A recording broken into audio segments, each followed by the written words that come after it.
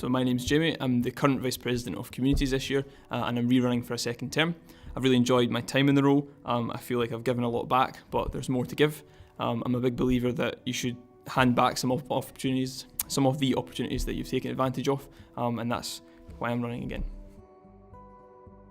So I've organised my manifesto into 3 main areas. There's Call Stirling Home, which is about making students feel at home here, how they get to campus, where they stay, supporting environmental projects, that kind of thing. Then there's supporting mental health, so the 3 key areas there: relaunching the STEER programme, that's student-to-student support, rolling out Scottish mental health first aid training with the aim of at least one committee member per society trained, not necessarily the president because they're already quite stressed, and opening up a dialogue with the AirTV Park Medical Centre. We have the NHS on campus, we have the university and the union that all kind of supply support, but they should be talking to each other to make sure it's joined up. And the last one is clubs, societies and volunteering, and that is about the club and society experience and how students can gain employable skills through their volunteering efforts. I think the union's doing a great job at making the most of the resources it has. It's something I said in Hustings yesterday, that we do a lot with not a lot, and comparing ourselves to institutions like Edinburgh, we do punch above our weight in all sectors, whether that's sport, whether that's representation on national education committees, whether that's kind of just on the national stage. We've got a motion that we've submitted to NUS Scotland about transport, and we're hoping that they can put pressure on national government. But in comparison to the other universities, we're quite small, and we do really punch above our weight as a union. Something that we could work on, I don't know, I guess engagement, but that's quite a boring answer. Engagement could always be better.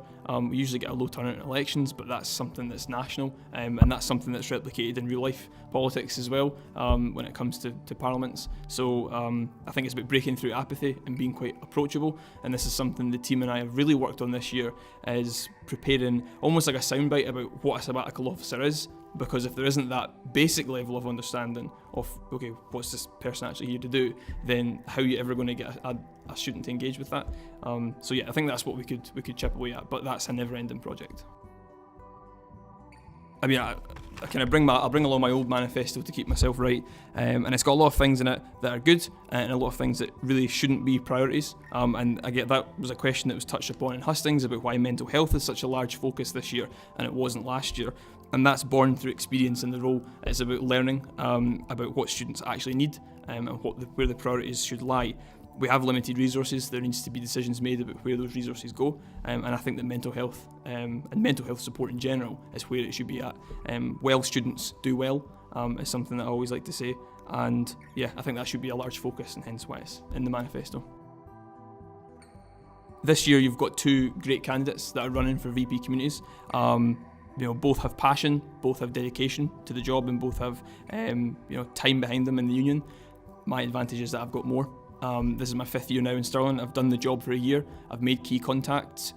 People know my face, whether that's good or bad, and we can use that, we can leverage that, we can continue the relationships and projects that I've built this year, and carry that forward as a team.